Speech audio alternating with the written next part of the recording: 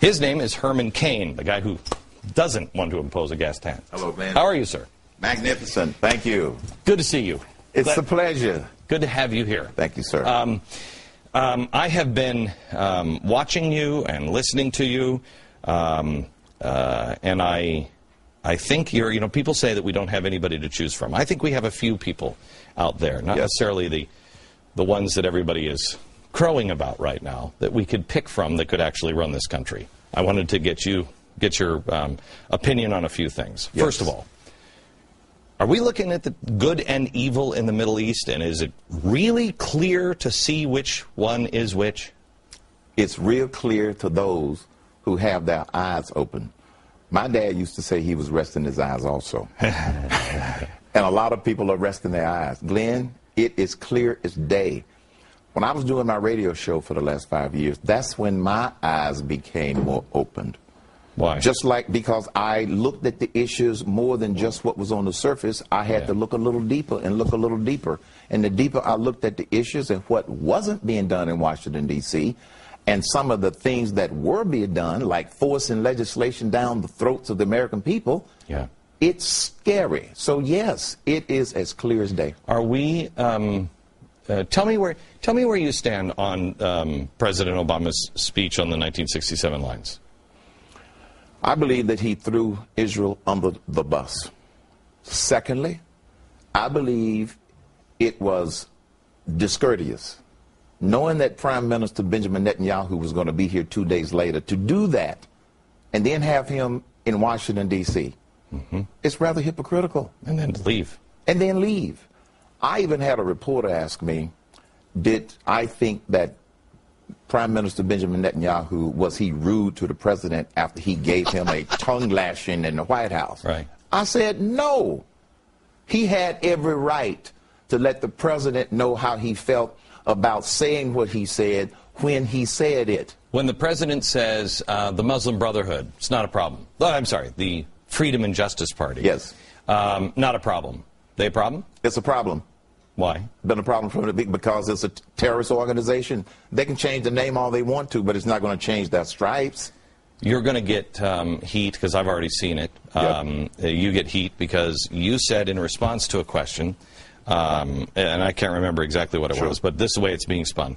You said you would not appoint a Muslim to anybody in your administration. The exact language was, when I was asked, would you be comfortable with the Muslim in your cabinet? And I said, no, I would not be comfortable. I didn't say I wouldn't appoint one, because if they can prove to me that they are putting the Constitution of the United States first, then they would be a candidate just like everybody else. My entire career, I've hired good people, great people, regardless of their religious orientation. So wait a minute, are you saying that it is that Muslims have to prove there has to be some loyalty proof? Yes. To the Constitution of the United States of America. Well, would you do that to a Catholic, or would you do that to a Mormon? Nope, I wouldn't. I wouldn't. Because there is a greater dangerous part of the Muslim faith than there is any of these other religions. I know that there are some Muslims who talk about, but we are a peaceful religion.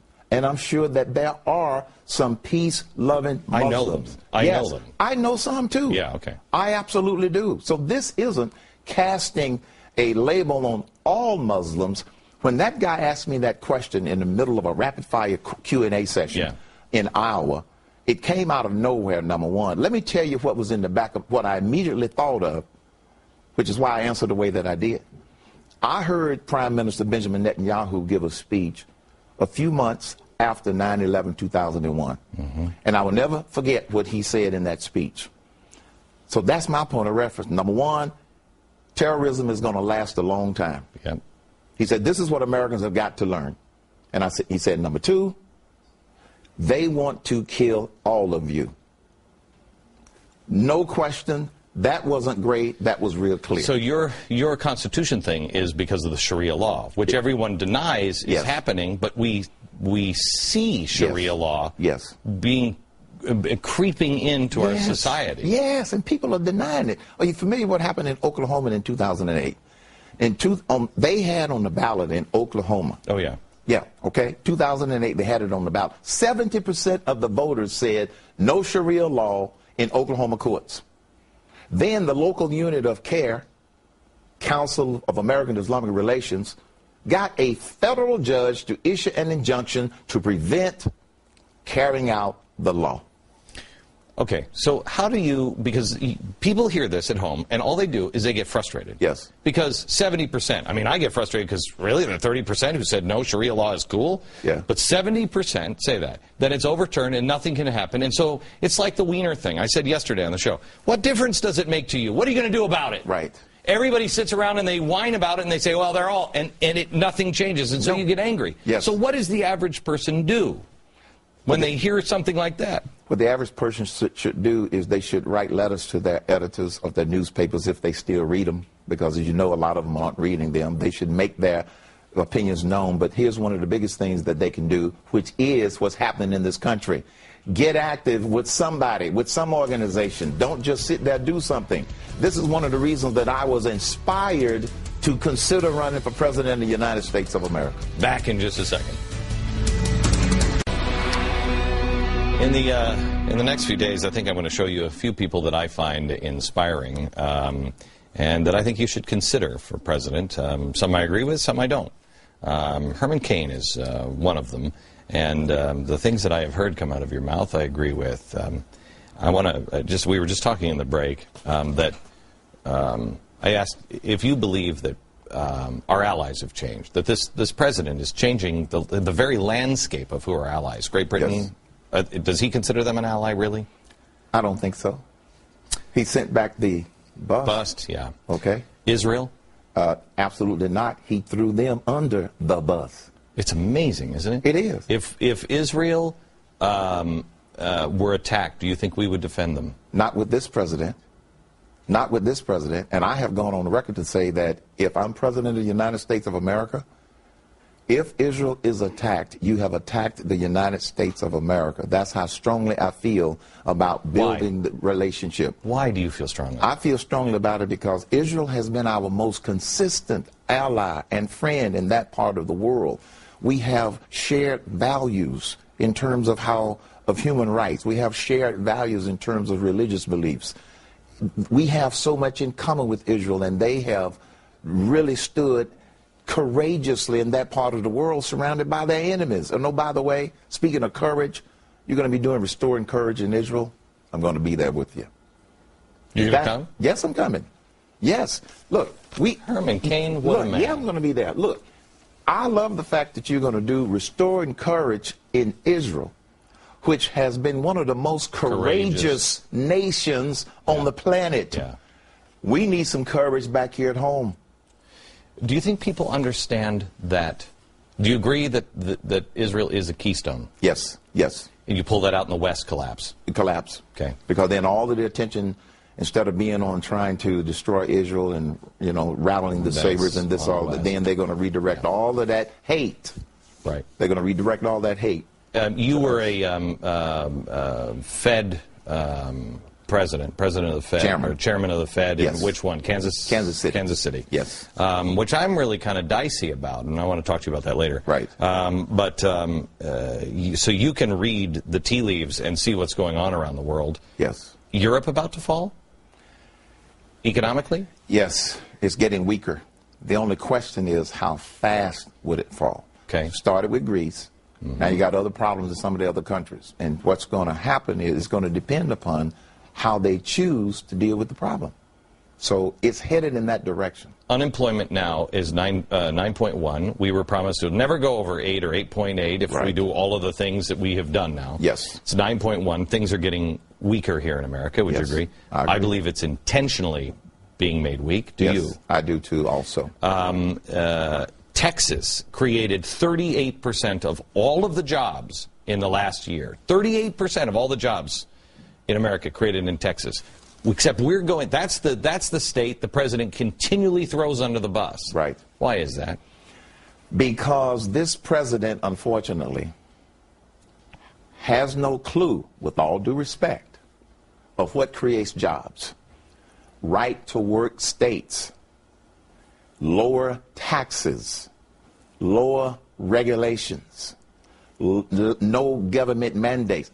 Texas has one of the most business-friendly environments in this country. You know, one of the best things about Texas is it tells its state government to go home, come back every other year. Now, that I was about to say, that's another reason Texas is doing so well. Exactly right. They meet once every 2 years, and then they go home. They get out of Dodge. And people would say here that in America, you can't do that. They'd say, well, what are they going to do? I don't know. Texas is getting it done. They are getting it done, and a lot of other states. You know, in Georgia, where I reside now, they meet once a year, but it's for a limited amount of time, and then they go home. I think that we probably need to do that in Washington, D.C. I think President Obama is actually working on that plan to send Congress home. They're almost irrelevant as it is. But it's one of the most business. It's not rocket science, Glenn. Yeah, I know. The reason that my message has been resonating with people because I've been talking about common sense solutions, and that's what's resonating with people. It's common sense. If you create business-friendly environments, like we need to do for this entire country, this is why the economic approach that I have been talking about, you know, talking to people around the country, lower top corporate tax rates, lower the individual tax rates, make it 25% maximum. That happens to coincide with what's in Ryan's plan, but we didn't corroborate on it. It just makes sense. Suspend taxes on repatriated foreign profits. Take capital gains taxes to zero. Zero. Don't compromise somewhere in the middle. We need it at zero, and here's why. This economy is not going to come out of this stale level that we are, this stagnant, anemic growth, in the next year and 6 months. President Obama's senior advisor, Austin Goolsbee, was on a TV show Sunday, and I followed him. He was sitting there very uncomfortably trying to defend why that 9.1 number is there. And he made a statement that is true, that a lot of people didn't even pick up on. He said, and I quote, "The private sector is going to have to lead this recovery." And he's absolutely right.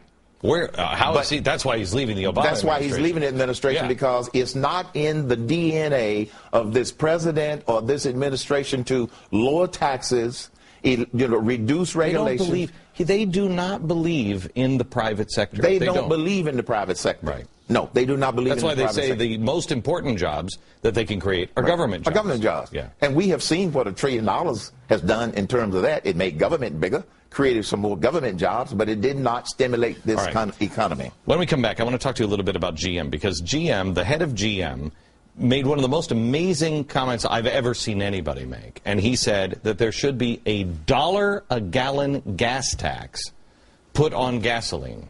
That's the president of GM that just got all of our money. Yeah. We'll talk about that here in just a second. Yes.